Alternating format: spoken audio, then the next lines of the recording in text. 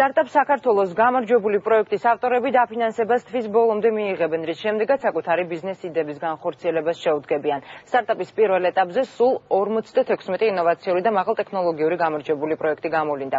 კონკურსის მეორე ეტაპი უახლოეს მომავალში გამოცხადება. მანამდე კი გამარჯვებული პროექტის ავტორებს 2030-ის გადამღები ჯგუფი ესტუმრა. პირველი ქართული ვაშლის ჩიპსები და ვერტიკალური პარკირება. ნახეთ თამარ ცხომარიას და არჩილ ლაშიკაშვილის რეპორტაჟი.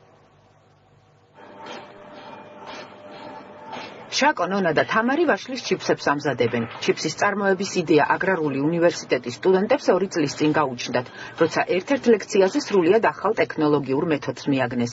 ამ მეთოდით პირველი ვაშლის ჩიპსებიც სწორედ აქ, სასწავლებლის ლაბორატორიაში დაამზადეს. ხარისხიანი და გემრიელი პროდუქტის მიღება დანამატების გარეშე რთულია. ჩვენი ვაშლის ჩიპსები მიიღება ყველანაირი დანამატისა და ზეთის გარეშე. არის აბსოლუტურად ჯანსაღი.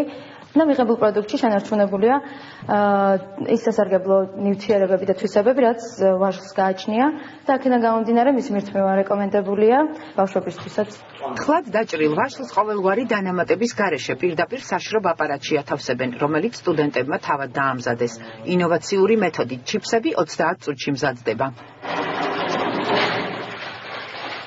პროდუქტი მზად არის და ჩვენ შეგვიძლია პირველი ქართული ვაშლის ჩიპსი დავაგემოვნოთ.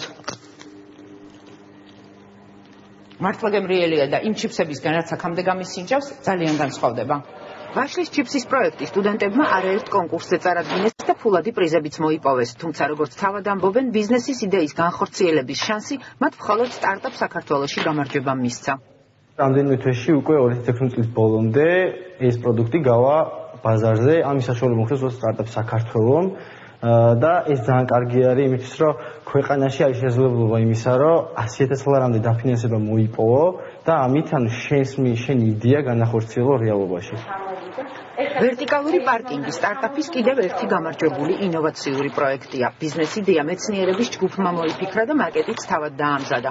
ავტორების თქმით, მაკეტის მიხედვით აწყობილი ლითონის კონსტრუქცია ეშმაკის ბორბლის პრინციპით იმუშავებს და ერთდროულად 22 ავტომანქანას დაიტევს. წარმოიდგინეთ, ერთ მანქანაზე საერთოდ სტანდარტულად გათვლილია 25 კვადრატი.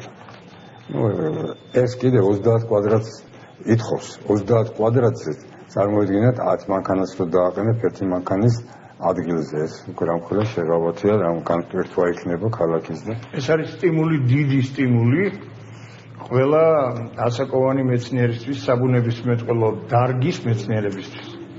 იმიტომ რომ საქართველოში საბუნებისმეტყველო მეცნიერება ზოგადად დაიშალა ფაქტიურად. ამ საქმეში ჩართული იქნებიან აღმშენებელი ქარხნის მუშებიც, მაგრამ ჩემი გაანგარიშებით 5 წლის თავზე ამ საქმეში დასაქმებული იქნება 1500-მდე კაცი. ვაშლის ჩიპსებისა და ვერტიკალური პარკინგის ავტორებთან ერთად დაფინანსებას უახლოეს პერიოდში კიდევ 34 ინოვაციური და 20 მაღალტექნოლოგიური პროექტის ავტორები ელიან. თითოეულ დაფინანსებულ ბენეფიციართან ერთად სტარტაპ საქართველოს ახალ კომპანიას შექმნის. პროგრამის განხორციელებისთვის სახელმწიფომ 11 მილიონი ლარი უკვე გამოყო. სავარაუდოდ დავიწყებთ რეგისტრაციას მსურველების ამ ტრენინგებზე. ადამიანებს, რომლებსაც აქამდე მხოლოდ იდეა ქონდათ და არ ქონდათ ამ იდეის განხორციელების საშუალება, ეძლევათ ეს საშუალება დაფინანსების კუთხით, მათ შორის დამატებითი რჩევების, ტრეინინგის, დახმარების კუთხით და ვფიქრობთ, პირველი მაგალითები ძალიან ნული გვექნება წარმატებული და ეს სხვებს კიდევ უფრო მეტ სტიმულს მიცემს. დაფინანსების შემდეგ შაკო გორის რაიონში ჩიპსის საწარმოს აშენებას და ადგილობრივების დასაქმებასაც აპირებს. ამბობს, რომ ოკუპირებულ საზღვართან იქ, სადაც მისი სოფელი დიცი მდებარეობს, ვაშლით საუკეთესო მოდის.